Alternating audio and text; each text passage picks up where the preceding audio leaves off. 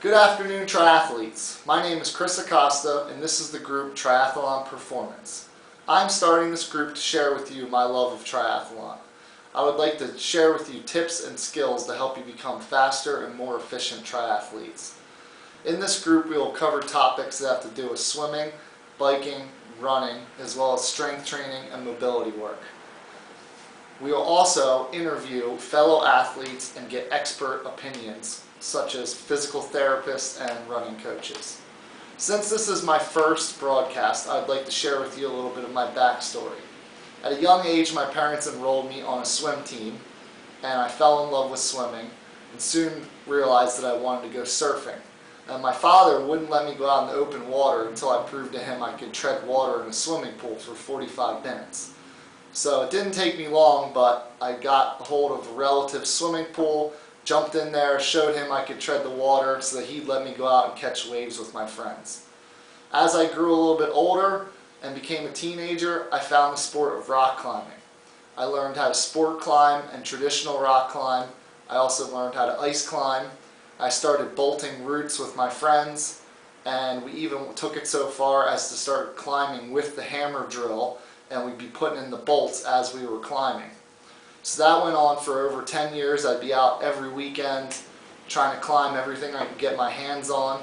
And the way that I would pick the climbs I wanted to do is if it made me nervous or gave me butterflies in my stomach, that was the climb I wanted to do. If it wasn't challenging and it wasn't hard, it wasn't what I was looking for. So I picked the hardest routes I could find and the most aesthetically pleasing routes, and that was what I was living for over 10 years. So it gave me a really good head on my shoulders. I learned a lot about technical skills, and when things get tough, I learned how to work my way through them and figure it out and get it done. After I'd been climbing for 10 years or more, I kind of got bored with it and I needed a change. So I started doing a lot of strength training, and I found a local CrossFit gym. And from there I learned a lot about just general body movements and a lot about mobility work.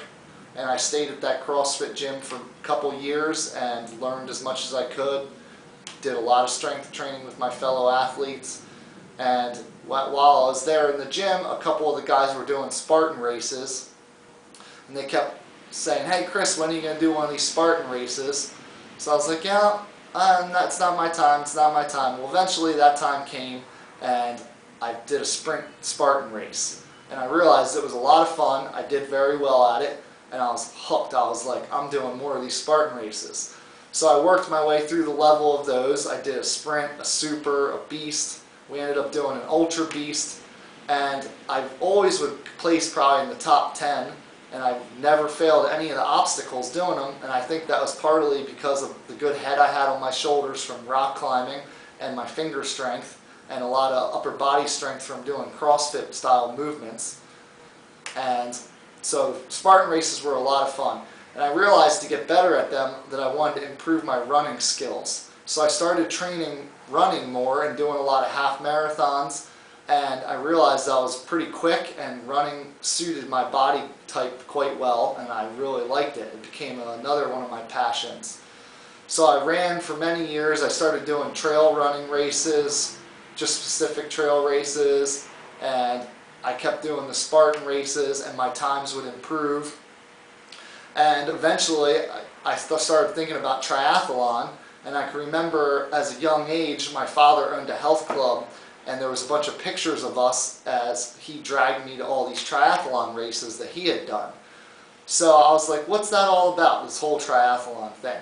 So I signed up for an Olympic distance triathlon, and I signed up as a novice, but I ended up having a time that I would have won my age group at that time.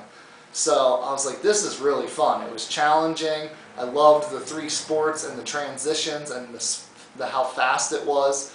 So I decided that I was going to stick with triathlon for a while. So I got a nice road bike, and I started to work on my biking skills as well as continue to work on my running skills. And I signed up for a lot more triathlon races. I did a bunch of Olympic distance races.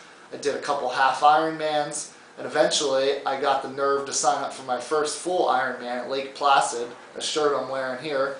I did that in 2019, and that was an amazing race. I learned more in that one race than I did any of the other races, just about myself and what you could put yourself through, and just was a great time.